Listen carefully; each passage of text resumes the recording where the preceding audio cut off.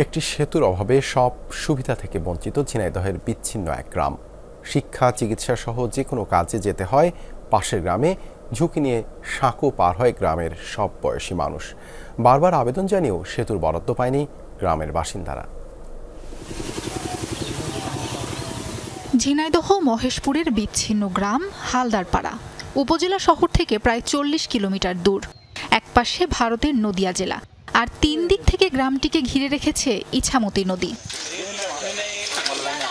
হালদারপাড়ায় প্রবেশের একমাত্র উপায় জরাজীর্ণ এই বাঁশের সাঁকো। যে কোনো কাজে যেতে হয় পাশের গ্রাম শ্রীনাথপুরে। প্রতিদিন ঝুঁকি নিয়েই সাঁকো পারাপার হচ্ছেন গ্রামের বাসিন্দারা। এই ব্রিজের জন্য আমাদের যত যাবতীয় মাঠ ঘাটের মালামাল সব মাথায় করে পার করতে হয়, খুবই সমস্যা।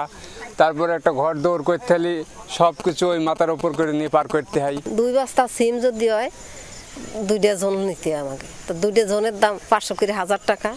আবার সিম তোলা লোকের দিতে হয়, আর এই ব্রিজ থাকলে তার আমার এত টাকা খরচ হয় না। জামিরুল চেয়ারম্যান যখন ছিল তখন হচ্ছে 7 লক্ষ টাকা দিয়ে যাই ডিসি সাহেব। এখন দেওয়ার পর এইখানে ভেকু আছে, কিছুদিন পর 2 দিন থেকে ভেকু তুললে চলে গেল। ফসলপাতি সব মাথায় করে পার করতে হয়, তারপর সময়ে পানি দিয়ে ভিজিয়ে পার করতে হয়। সেতুর অভাবে গ্রামবাসী প্রায় সব সুযোগ সুবিধা থেকে বঞ্চিত। জরুরি প্রয়োজনে উপজেলা শহরে যেতে লাগে ঘণ্টা 2। কৃষিপণ্য আনা নেয়া, ব্যবসা বাণিজ্য সবই চলে কোনো রকমে। গ্রামে নেই কোনো স্কুল। পড়াশোনার জন্য শিশুদের পাড়ি দিতে হয় এই সাঁকো। বর্ষায় ভোগান্তি থাকে সীমাহীন। এখান থেকে মূলত আমরা আসা যাওয়ার জন্য হয়তো বা আমরা হেঁটে আসতে পারি, কিন্তু ছোট বাচ্চারা তো আসতে পারবে। বাচ্চাদের পার করার সময় 2 মাথায় লোক দাঁড়িয়ে থাকতে হয়, যে বাচ্চাদের পার করে দিতে হয়, আবার পার করে নিতে হয়।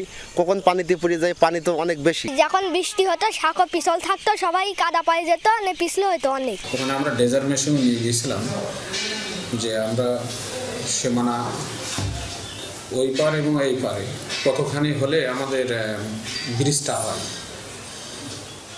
তো সেই এলাকায় ডেজার মেশিন যেহেতু অনেক দীর্ঘদিন হয়ে যাচ্ছে, যেই ডেজার প্রেশার দিয়েছে আর ভিতরে চলে যাচ্ছে। গ্রামবাসীর পক্ষ থেকে বারবার লিখিত আবেদন জানানো হয়েছে বিভিন্ন দপ্তরে, তবে সেতু নির্মাণের জন্য এখন পর্যন্ত কোনো বরাদ্দ হয়নি। হালদারপাড়া এবং এর সাথে মহেশপুরে আরও 3টির মতো ব্রিজ, সব মিলিয়ে 4 থেকে 5টি ব্রিজের জন্য সম্ভাব্যতা যাচাই করে এগুলো আমরা উপরে পাঠিয়ে দিচ্ছি। আমাদের এক্সিএন এলজিডি এটা নিয়ে কাজ করছে, উপজেলা নির্বাহী অফিসার এটা নিয়ে কাজ করছে। আমরা খুব সহজে হয়তো এই জায়গাগুলোতে মানুষজনের দুর্ভোগ লাঘব করতে পারবো। স্থানীয়রা জানান, স্বাধীনতা পরবর্তী সময়ে দ্বীপ গ্রামটিতে 1.5 শতাধিক পরিবারের বাস ছিল।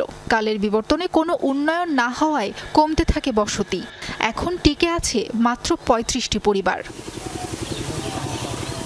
সাবরিনা লিজা, যমুনা নিউজ।